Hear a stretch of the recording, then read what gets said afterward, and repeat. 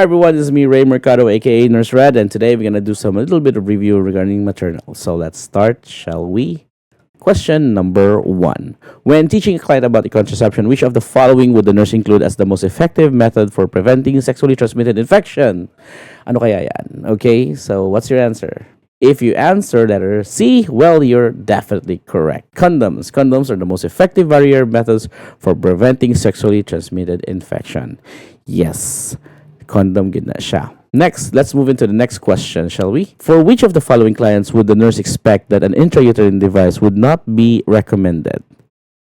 A. Women over age of 35. B. Nulliparous woman. Or C. Promiscuous young adult. And D. Postpartum client. What would be your answer? If your answer is C, well, definitely you're correct. Why? It's because IUDs are typically avoided in women with multiple sexual partners because they may increase the risk of pelvic inflammatory disease, or known as PID. Class, remember, promiscuous is like damish lang mga sexual partners. Okay, so let's move into the next question, shall we? A client on a third trimester tells the nurse, I'm constipated all the time. Which of the following should the nurse recommend? A. Daily enemas. B. Laxatives. C. Increased fiber intake.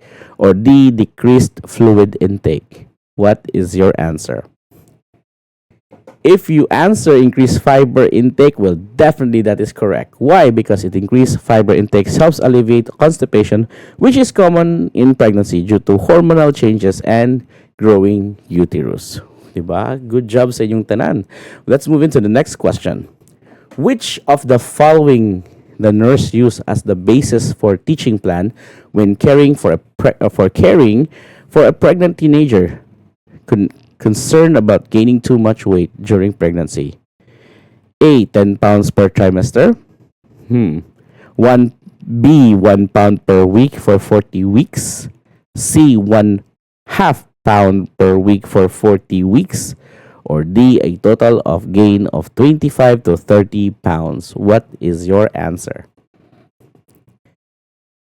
If you answer D, that is correct. A total gain of 25 pounds, 25 to 30 pounds, because a total weight gain of 25 to 30 pounds is generally recommended for most pregnant teenagers, depending on their pre-pregnancy weight. The client tells the nurse that her last menstrual period started on January 14 and ended on January 20. Using the Nigel's rule, the nurse determines her EDD, or expected date of delivery, to be which of the following choices? A. September 27, B. October 21, C. November 7, or D. December 27. What is your answer? If you answer October 21, well, definitely that's correct. Nigel's rule is used to calculate the estimated due date, EDD, by subtracting 3 months from the first day of the last menstrual period, then adding the 7 days. For this example, the EDD is October 21. Okay? So, good job. At least remember ninyo yung EDD. Ang uban kay, sometimes they forget the 3 month, the subtracting the 3 months, that they just start with a 9 months rule and then they just add 7 days for that. Okay? So, it's sometimes you can nagabuatan sa uban. Okay, so, yes. But the shortcut would be negative 3 months and then just add 7 days. When taking an obstetrical history of pregnant client who states, I had a son born at 38 weeks gestation, a daughter born at 30 weeks gestation, and I lost a baby in about 8 weeks, the nurse should record her obstetrical history as which of the following? So G2, T2, P0, A0, L2, G3, T1, P1, A0, L2, or G3, T2, P0, A0, L2, and G4, T1, P1, A1, L2. What would be your answer? Okay, so let's have a look.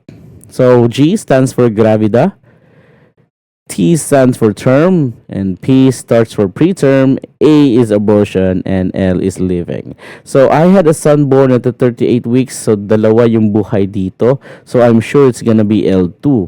Now, since irregardless of how many how many are living or some dead, so you can eliminate G2 and G4. So I'm gonna be going for this G3 between the two.